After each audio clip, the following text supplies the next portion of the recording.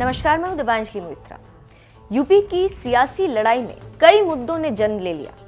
कुछ मुद्दे सत्ता पक्ष पर हावी हैं, तो वहीं कुछ मुद्दों में विपक्ष जकड़ता हुआ नजर आ रहा है। खैर, ये तभी तक की बात है जब तक चुनावी माहौल है। आपको वो दिन अच्छी तरह से याद होगा जब योगी आदित्यनाथ यूपी के मुख्यमंत्री बने थे।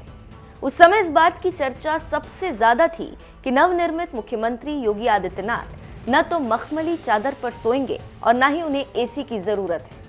योगी की ये सादगी आम जनता का दिल छूने में कामयाब रही। वहीं यूपी की राजनीति में कई ऐसे मुख्यमंत्री भी रहे जो खुद की चाय नाश्ता का पैसा अपनी जेब से भरते थे, सरकारी सुविधा का बिल्कुल भी लाभ नहीं उठाते थे। लेकिन यूपी की सत्ता संभाल चुके कई ऐसे भी मुख्यमंत्री हैं जिनका बंगला किसी राजमहल से कम नहीं।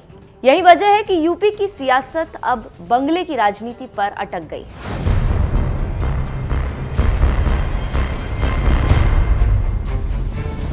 यूपी की सियासत में बंगले की राजनीति कोई नई नहीं।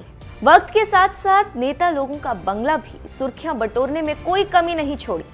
यही वजह है कि यूपी की सियासी लड़ाई में एक बार फिर बंगला चर्चाओं में बना हुआ है। यूपी की सियासत में एक समय ऐसा था जब मायावती और अखिलेश में बंगले को लेकर जंग छिड़ गई थी। इस सियासी जंग की वजह से सूबे का माहौल पूरी तरह से गर्मा गया था। लेकिन इस बार मायावती और योगी आदित्यनाथ में लड़ाई छिड़ी हुई। 2014 में मायावती और अखिलेश इसलिए लड़ पड़े थे क्योंकि मायावती के घर के सामने अखिलेश ने फ्लाईओवर बनवा दिया था। अब मायावती और योगी आदित्यनाथ बंगले के मसले पर आमने सामने। मायावती ने कहा कि गोरखपुर के जिस मठ में आदित्यनाथ अक्सर रहते हैं वो किसी बंगले से कम नहीं। इस पर योगी आदित्यनाथ ने पलटवार करते हुए कहा कि हमने अपना बंगला नहीं बनाया बल्कि 43 लाख परिवारों के लिए एक एक मकान बनवाया। इसमें कोर इश्यू ये है कि किस पार्टी ने गरीबों को कितने आवाज दिए। इसे आधार बनाकर ही मायावती ने बीजेपी सरकार पर हमला बोला था। वो कटाक्ष कर रही थी कि बीजेपी सरकार गरीबों को आवाज देने का बहुत दम न भरे, बल्कि बसपा सरकार में भी लाखों परिवारों को काशीराम आवास योजना के तहत घर दिए गए थे।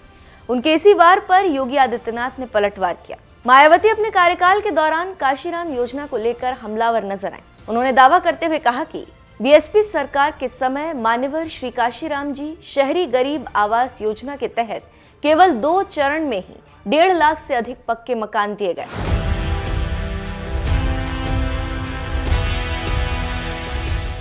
अब इस पर योगी आदित्यनाथ ने जो जवाब दिया उसकी चर्चा हर जगह होने लगी। योगी आदित्यनाथ ने जवाब देते हुए कहा कि हमने 43 लाख परिवारों को एक एक घर दिया है। अब ये जानना दिलचस्प है कि अखिलेश, मायावती और योगी आदित्यनाथ के सीएम रहते किसने कहां कहां अपना बंगला बनवाया। देखिए, योगी आदित्यनाथ को तो पता नहीं, लेकिन अखिलेश यादव और मायावती के बंगले के बारे में सभी जानते हैं। सबको मालूम है कि लखनऊ के विक्रमादित्य मार्ग पर स्थित जिस बंगले में अखिलेश रहते हैं उसे आलिशान लुक उनके सीएम रहते ही दिया गया था। 7 अक्टूबर 2016 को गृह प्रवेश की एक फोटो भी अखिलेश यादव ने शेयर की थी। इस फोटो में उनकी पत्नी डिंपल यादव पूजा करती हुई नजर आ रही। पास में ही अखिलेश यादव, मुलायम सिंह यादव, शिवपाल यादव और बिल्डर संजय सेठ भी बैठे। खैर, संजय सेठ अब बीजेपी से राज्यसभा सांसद हैं। अब बात मायावती की आती। मायावती के 2 घरों के बारे में पूरे प्रदेश को पता है। पहला बंगला कैंट में और दूसरा मॉल एवेन्यू में, दोनों किले नुमा। बताया जाता है कि मायावती के सीएम रहते ही इन दोनों बंगलों को बनवाया गया था।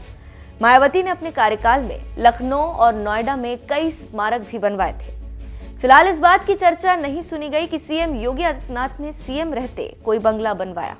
चाहे अखिलेश यादव हो या फिर मायावती, दोनों ही अपने अपने निजी बंगलों में तब शिफ्ट हुए थे जब सुप्रीम कोर्ट ने पूर्व मुख्यमंत्रियों को सरकारी बंगले खाली करने के आदेश दिए। बता दें कि साल 2014 में बंगले को लेकर अखिलेश यादव और मायावती के बीच में तलवारें तब खिंच गई थीं जब सपा सरकार ने हजरतगंज से कैंट को जाने वाली सड़क पर एक फ्लाईओवर बनवाया था। इसके करीब मॉल एवेन्यू में न सिर्फ मायावती का घर है बल्कि बसपा का दफ्तर भी है। तब कहा गया था कि मायावती के घर और दफ्तर की शोभा बिगाड़ने के लिए सपा सरकार ने ऐसा किया है।